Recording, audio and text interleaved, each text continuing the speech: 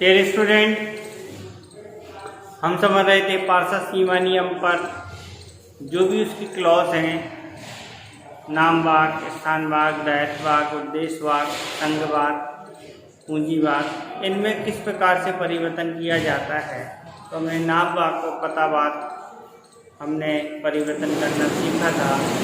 आज हम उद्देश्य वाक में परिवर्तन करना सीखेंगे।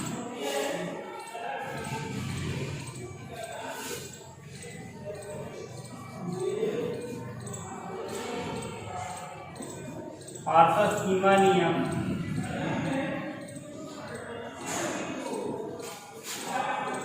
के उद्देश्य वाक्य में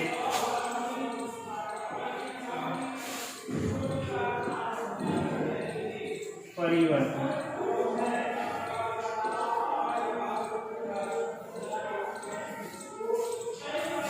पार्षद सीमा नियम के उद्देश्य वाक में परिवर्तन किस प्रकार किया जाता है, इस बात को समझते हैं। तो सबसे पहले हम पार्षद सीमा नियम के उद्देश्य की बात करेंगे। तो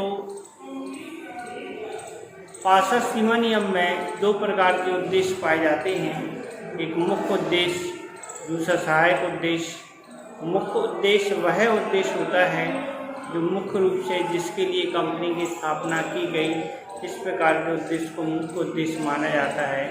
और सहायक उद्देश्य वह उद्देश्य होता है जो मुख्य उद्देश्य की पूर्ति के लिए आवश्यक रूप से करना होता है। तो इस प्रकार के उद्देश्य को सहायक उद्देश्य कहते हैं।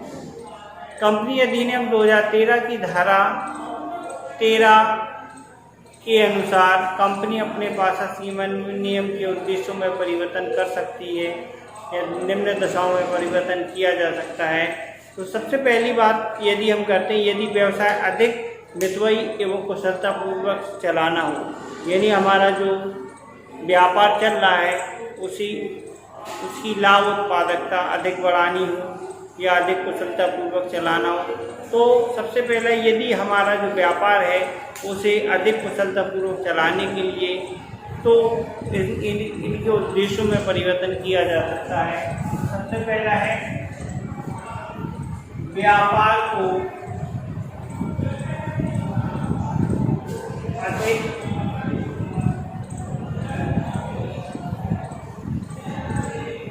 कुशलता पूर्वक चलाने। व्यापार को अधिक कुशलतापूर्वक चलाने के लिए दूसरे यदि हमारे जो मूल उद्देश्य हैं उनमें कोई नया है या नए संसाधन है या उन्नत संसाधन के द्वारा प्राप्त करने के लिए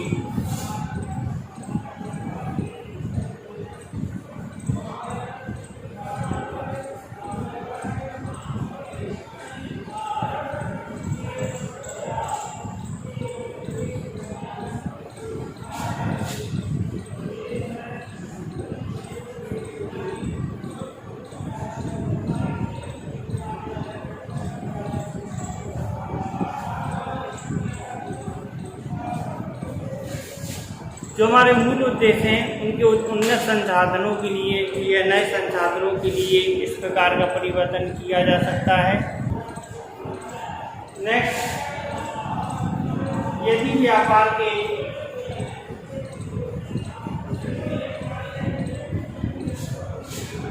स्थानीय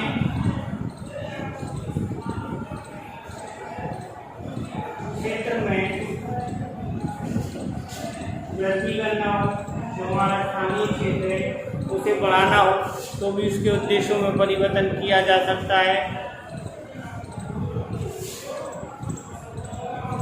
यदि पार्षद सीमा नियम में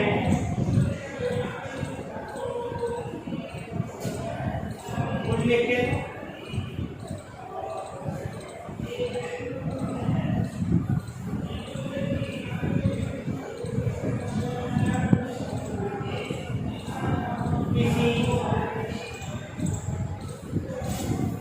उद्देश्य का परित्याग करना हो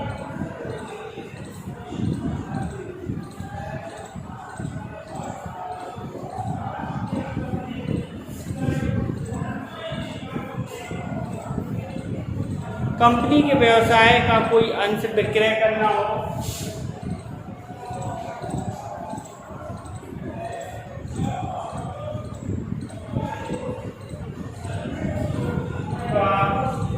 कोई अंश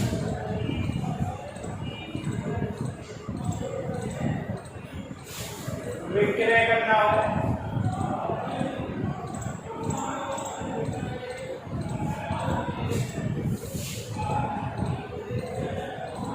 यदि ऐसा कोई व्यापार चलाना हो जो वर्तमान सीमा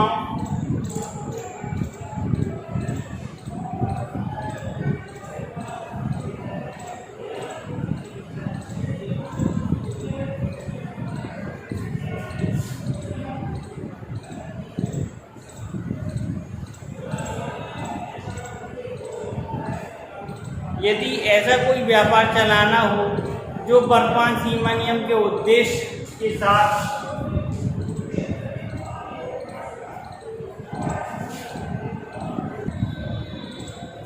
यदि ऐसा कोई व्यापार चलाना हो जो वर्तमान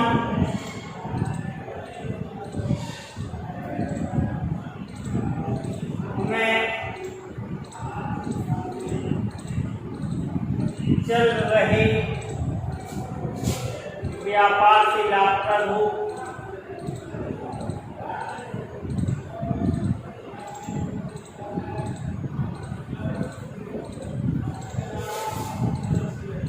और सातवां है यदि किसी अन्य कंपनी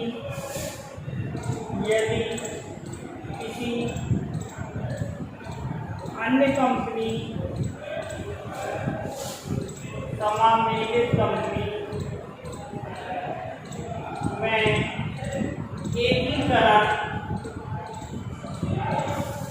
करना हो,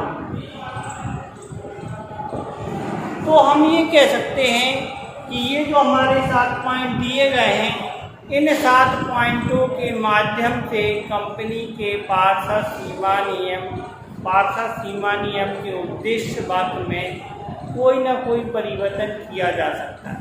तो कोई ना कोई परिवर्तन कैसे किया जाएगा? व्यापार को अधिक कुशलतापूर्वक चलाना हो, मूल उद्देश्य के लिए नए और उन्नत साधन बनाना हो, यदि व्यापार के स्थानीय क्षेत्र में वृद्धि करना हो, यदि पारदर्शी सीमा नियम में लिखित किसी उद्देश्य का परित्याग करना हो, कंपनी के व्यवसाय का कोई अंश विक्रय करना हो, यदि ऐसा कोई व्यापार चलाना हो जो वर्तमान में चल रहा है उससे अधिक लाभप्रद बनाना हो, यदि किसी अन्य समावेशी संस्था में एकीकरण करना हो, तो ये सारी दशाएं अगर होती हैं तो ये माना जाता है कि कंपनी के पारदर्शी सीमा नियम के उद्देश्य वाक्य में कुछ न कुछ परिवर्तन किया जाएगा। अब हम कंपनी के पारदर्शी सीमा नियम में उद्देश्य कैसे करेंगे?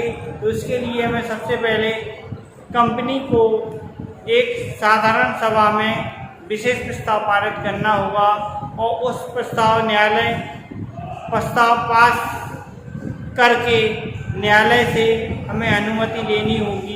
जब हमारे पास न्यायालय से अनुमति पत्र प्राप्त हो जाएगा तो उस बात की सूचना कंपनी के रजिस्ट्रार को देंगे। जब रजिस्ट्रार इस बात की सूचना प्राप्त कर लेगा वो उसमें आवश्यक संशोधन कर लेगा, इस बात की पुष्टि कर देगा तो वह पारदर्शी सीमा नियम में परिवर्तन कर देगा तथा उसकी प्रति जो छाप के है या प्रिंट करा के है वो आपको सूचना दे दी जाएगी। इस प्रकार की सूचना के लिए आपको क्या करना होता है?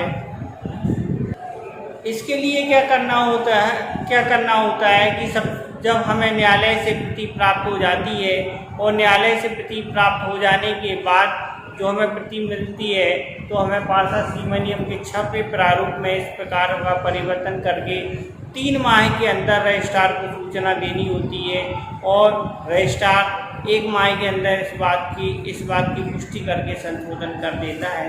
तो इस प्रकार कंपनी के उद्देश्य वाक्य में परिवर्तन किया जाता है।